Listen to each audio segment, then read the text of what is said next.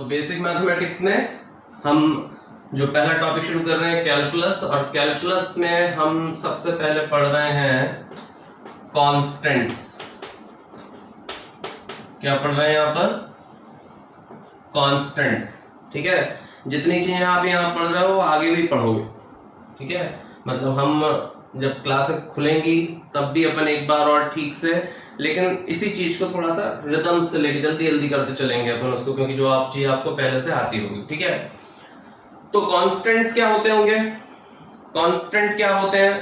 Constant ऐसी चीजें जो कभी भी टाइम के साथ चेंज नहीं होती हो। ठीक है ना, कांस्टेंट क्या होती हैं? ऐसी चीजें जो कभी भी टाइम के साथ चेंज ना होती हो।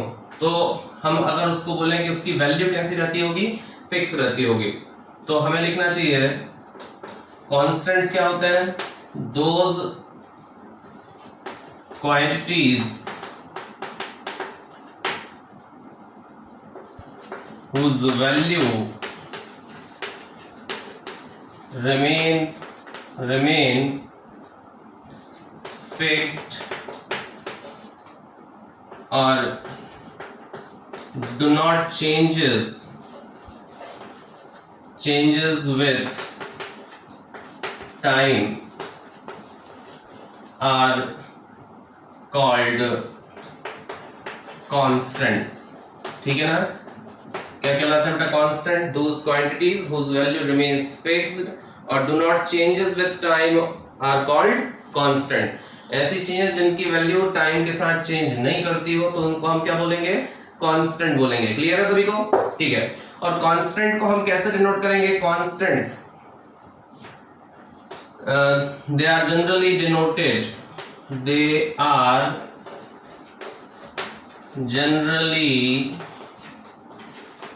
denoted by A, B, C, इस तरह से।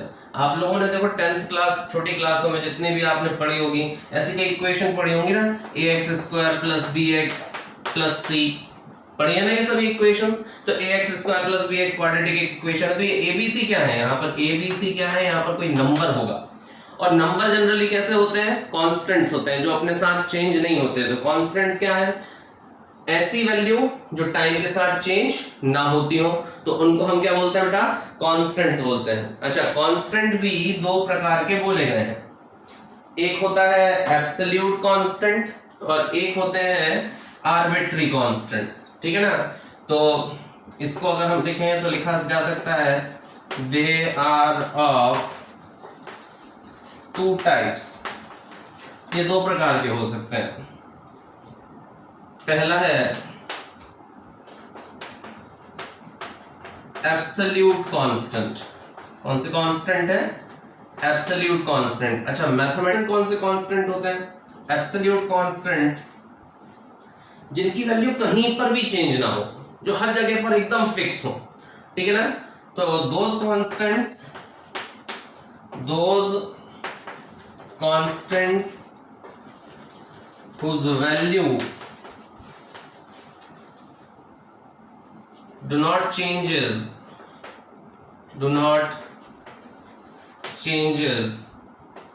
in any equation।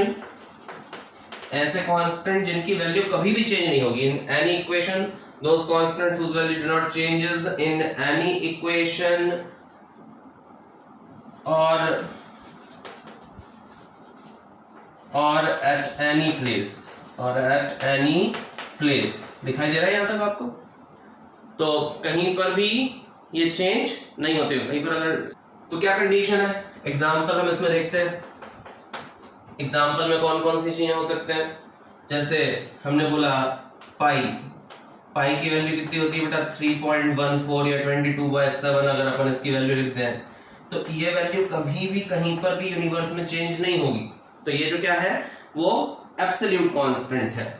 या फिर अगर हमने यहाँ पर वैल्यू लिखी कैपिटल जी की, तो कैपिटल जी की वैल्यू कितनी होती है? 6.67 × 10⁻⁻11। ये वैल्यू भी कभी भी चेंज नहीं होती, यूनिवर्सल ग्रेविटेशनल कांस्टेंट है। तो ऐसी वैल्यू, जैसे अगर हम आपसे बोले कि 1 की वैल्यू आज अगर कितनी है 1, तो कल कितनी होगी 1 ही रहेगी, 2 तो नहीं हो जाएगी। तो ऐसी चीजें जिनकी वैल्यू चेंज ना होती हो, जैसे 1 की वैल्यू 1 है, 2 की वैल्यू 2 है, 3 की वैल्यू 3 है, तो जितने भी नंबर हैं अपने आप में सब कैसे हैं, कांस्टेंट्स हैं, जिनकी वैल्यू कभी भी किसी भी इक्वेशन में चेंज ना हो, जैसे √2, √3, ये सभी वैल्यू कैसी होंगी बेटा, कांस्टेंट्स होंगी। तो ये अपने आप में सभी कैसे कहलाएंगे, कांस्टेंट्स कहलाएंगे। आप लोग इसको नोट कर लो जरा जल्दी से।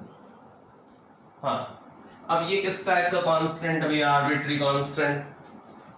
तो उसको हम लिखेंगे those constant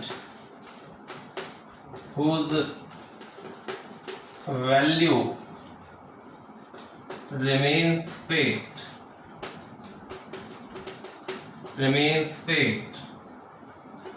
in a particular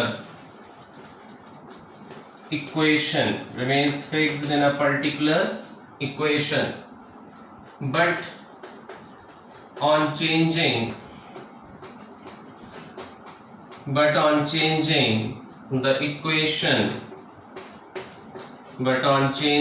the equation, the value may get changed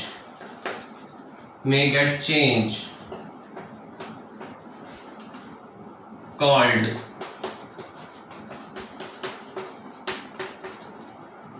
arbitrary constants. ऐसे कांस्टेंट जिनकी वैल्यू किसी एक पर्टिकुलर इक्वेशन में तो सेम है, लेकिन चेंज किसी इक्वेशन के चेंज हो जाने पर इनकी वैल्यू भी अगर चेंज हो जाएगी तो उनको हम आर्बिट्री कांस्टेंट्स का नाम देते हैं। जैसे फॉर एग्जांपल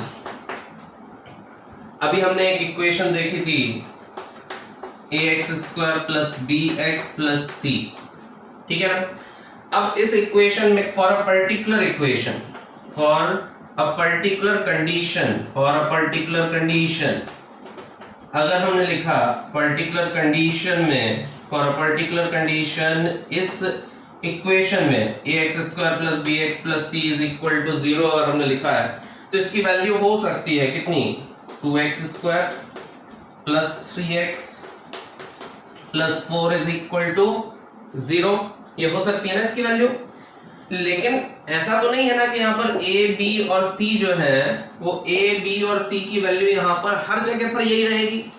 तो ये क्वाड्रेटिक इक्वेशन अगर होगी तो हमेशा यही 2 रहेगा, यही 3 रहेगा, ये 4 रहेगा, ऐसा तो कोई पक्का नहीं है ना। तो अगर हम यहाँ लिखें फॉर अदर कंडीशन, कोई दूसरी कंडीशन अगर है तो उस केस में इसकी वैल्यू कितनी हो सकती है, हो सकता है इसकी वैल्यू हो जाए 4x² + 5x + 8 = 0, ये भी हो सकता है इसकी इक्वेशन।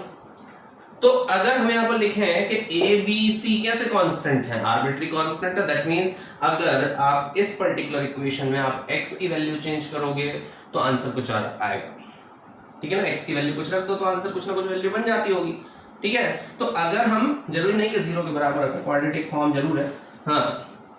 तो x की वैल्यू आपने यहाँ पर कुछ रख दी तो कुछ बनेगा आंसर, यहाँ पर x की वैल्यू रखोगे तो कुछ और बनेगा आंसर। मतलब हम ये कह सकते हैं कि यहाँ पर a, b, c जो है वो इनकी वैल्यू एक पर्टिकुलर इक्वेशन में तो फिक्स है, लेकिन जब हम इक्वेशन चेंज करेंगे तो इनकी वैल्यू भी क्या होती जाएगी, चेंज होती जाएगी, ठीक है ना।